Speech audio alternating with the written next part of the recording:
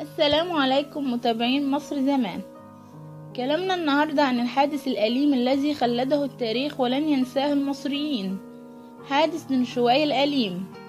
وتبدأ القصة أنه في يوم 13 يونيو سنة 1906 في عهد الخديوي عباس حلمي الثاني، وقت ما كان اللورد كرومر مندوب الإنجليزي السامي على مصر، راحت جماعة من الضباط الإنجليز المحتلين مصر وقتها من سنة 1882 برحلة صيد حمام بقرية دنشواي في المنوفية بدعوة من عبد المجيد بيك سلطان الذي كان من أعيان القرية.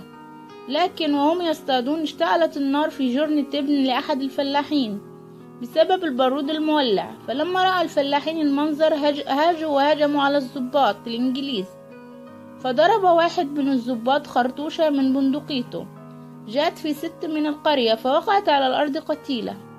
فهجم رجال القرية على الإنجليز. في هذه الأثناء جاء غفير القرية لإنقاذ الإنجليز، بينما توقع الضباط الإنجليز العكس، فأطلق أحدهم الرصاص على شيخ الغفر فقتله.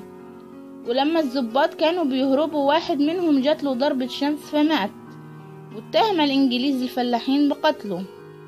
حسب قانون الأحكام العرفية اللي طبقوها الإنجليز في مصر سنة 1895 لحماية عساكر الاحتلال البريطاني، وبناء على قرار قدمه محمد شكري باشا مدير المنوفية، اتشكلت محاكمة خاصة يوم الأحد 23 نوفمبر 1906 قادتها كانوا بطرس باشا غالي بوصفه ناظر الحجانية بالنيابة، وفتحي بيك زغلول رئيس المحكمة الأهلية واللي كان أخو سعد باشا زغلول، والإنجليز هيتر المستشار القضائي بالنيابة، وأبوند نائب رئيس المحاكم، والكولونيل لدو القاضي العسكري ممثل جيش الاحتلال البريطاني.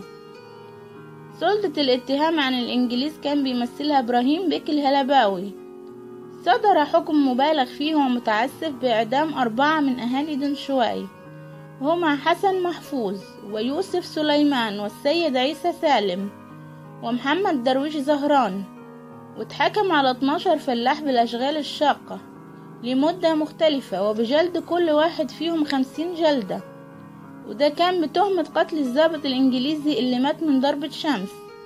واتنفذت الأحكام في قرية دنشواي نفسها أمام الفلاحين وأهل الضحايا، وشاف الأطفال أبهاتهم بيتشنجوا وبيتجلدوا.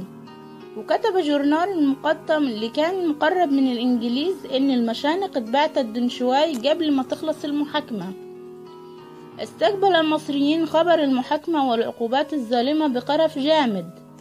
عبر عنه المفكر سلامة موسى بقوله أنه لما سمع الخبر وهو في اسكندرية بياكل في مطعم، فلما قرأت الحكم عماني جمود يشبه الغثيان، فلم أستطع الأكل عدة أيام، ودارت في رأسي خواطر جنائية عن هؤلاء المعتدين على بلادنا وأهلنا، ولا تزال دنشواي عندي من الذكريات النفسية الأليمة.